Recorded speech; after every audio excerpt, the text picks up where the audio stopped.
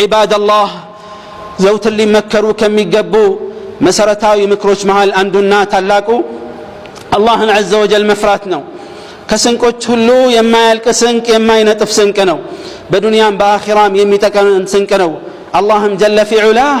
وتزودوا فإن خير الزاد التقوى واتقون يا أولي الألباب إن أنت يمناتشو سوچ ሆይ ተሰነቁ ከስንቆች ሁሉ በላጩ ስንቅ اللهم መፍራት ነው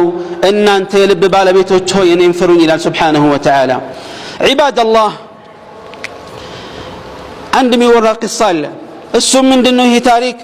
አንድ ንጉስ ነበር አንድ መንግስት ሶስት ወዚሮችን ጠራቸው ሶስት ሚኒስትሮችን ጠራቸውና አንድ ትእዛዝ አስተላለፈ ያስተላለፈው ትእዛዝ ምን የሚል ነበር እያንዳንዳችሁ ትልቅ ዕቃ ኪስ ያዙና በማንም እርዳታና እገዛ ሳይሆን ሂዱና የአትክልት ስፍራ ወይ እርሻ ሰብል አለ እዛ ግቡና ያገኛችሁትን ነገር ሰብስቡልኝ መልካም ፍሬ ሰብስቡልኝ ፍራፍሬውንም መልካሙን ነገር አላቸው እነዚህ ሚኒስትሮች ሶስት ሚኒስትሮች ለቀረበላቸው ጥያቄ እጅግ በጣም እየተደነቁና እየገረማቸው ሄዱ ወደ መሰብሰቡ አንደኛው ሚኒስቴር በቃ ምናልባት ለራሱ ፈልጎት ሊሆን ይችላል በሚል እሳቤና ውሳኔ ተነሳና መልካም የሚባሉ ፍራፍሬዎችን መልካም የሚባሉ ነገሮችን እንዳለ ሰበሰበና አስቀመጣሉ ሁለተኛው ምናልባት እሱ ብዙ ላይ ፈልገው ይችላል ዞር ብሎም ላያዩ ይችላል ግን ለማንኛውም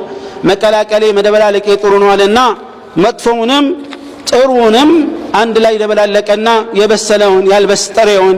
የተበላሻውን አንድ ላይ ሰበሰበና አዘጋጀ ሶስተኛው ንጉስ ነው ከኛ ምን ይፈልጋል ዞር ብሎም ጭራሽ አያዩም አለና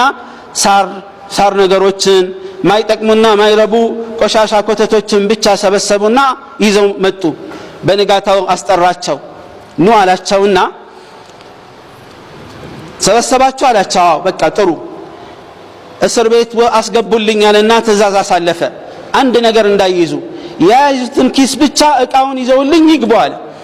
እስር ወሰነባቸውና ራቅ ያለ ቦታ እንዲታሰሩ ሆኗል የመጀመሪያው ምን ሆነ መልካም ነገር ስለሰበሰበ እስከቻለው ድረስ እየበላ እየተጠቃቀመ መኖር ቻለ አሉ ሁለተኛው ግን ደበላልቆ ስለነበረ ምርጡን ብቻ እየመረጠ የበሰበሰውና ማይረባውን እየተወ እንደምንም ህይወቱን መምራት ቻለ ሶስተኛው ሚልሰውና የሚቀምሰውን አጣና በዛው ሞቶ ቀረ አሉ ትልቁ ጥያቄ ይህ ታሪክ ምንድነው የሚፈልገው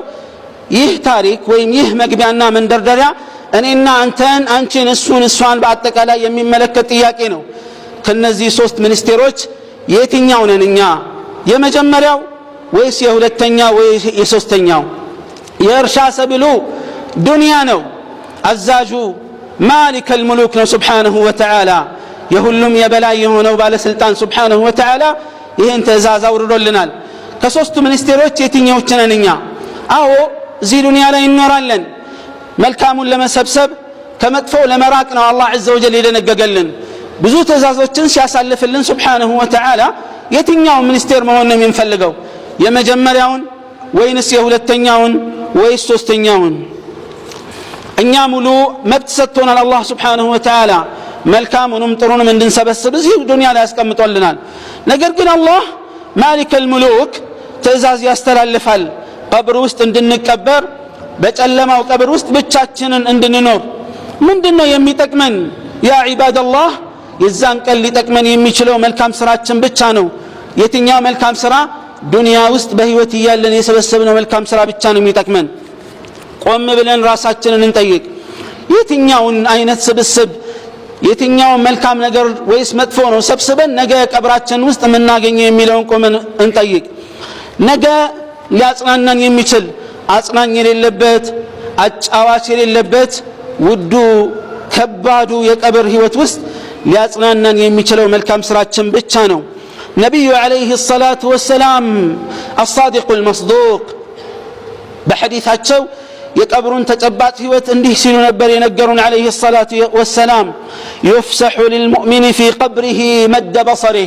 መቼም ሁሉም ይሞታል እንደምታውቁት አላህ Subhanahu Wa Ta'ala እንዳለው ኢነከ መይቱን ወኢነሁም መይቱን አንተ ሟች ነህ እነሱ ሟች ናቸው ባለው መሰረት ሁሉም ህይወቱ ያልፋልና الله سبحانه نبي عليه الصلاة والسلام منالو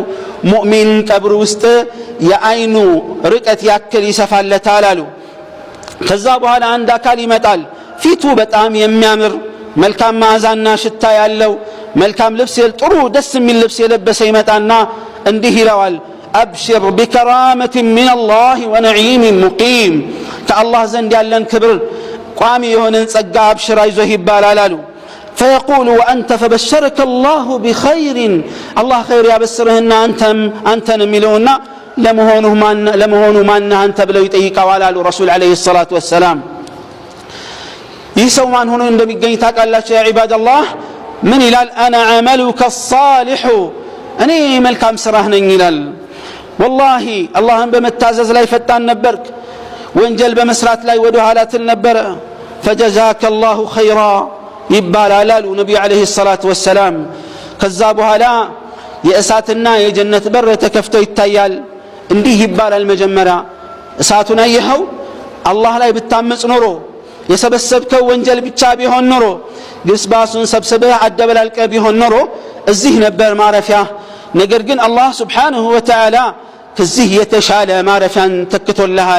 تبلو جنة ياسيو تعالى النبي عليه الصلاة والسلام بزي ساعات بتام يقوقل بتام ينافقل وده من وده أجر لم يهب سن النساسا جزيو يطرى لدل كل نجار يتنانكنا الويم جزيو يرزنبنا لدل بزي ساعات من إلال رب عجل قيام الساعة كيما أرجع إلى أهلي ومالي جيت يا الله قياما ترى قمو جنة دقبا ቤተሰቦቼ ጋር የተዝናና መልካም ህይወት ጀነት ውስጥ እንድኖር ብሎ ይመኛል አሉ ረሱል አለይሂ ሰላቱ ወሰለም እስቲ አረፈ በል ይባላል አሉ በአንጻሩ ካፊር ሲሆን ደግሞ ቀብር ውስጥ በሚጠየቅ ጊዜ መጥፎ ሽታ ያለው በጣም ጥሩ ያልሆነ ገጽታና መልክ ያለው ሆኖ ይመጣል ምንድነው ሲለው መጥፎ ስራህ ነኝ ብሎ ይነግረዋል አሉ ረሱል አለይሂ ሰላቱ ወሰለም ከዛ በኋላ የእሳት ምንጣፍ ይነጠፍለታል የእሳት በር የሚከፈትለታል የእሳት ሙቀትና በጣም አቃጣይ ሽታው ወላፈኑ ይመጣበትና ይመታዋል ቀብሩ ይጠባል አሉ ረሱል አለይሂ ሰላቱ ወሰለም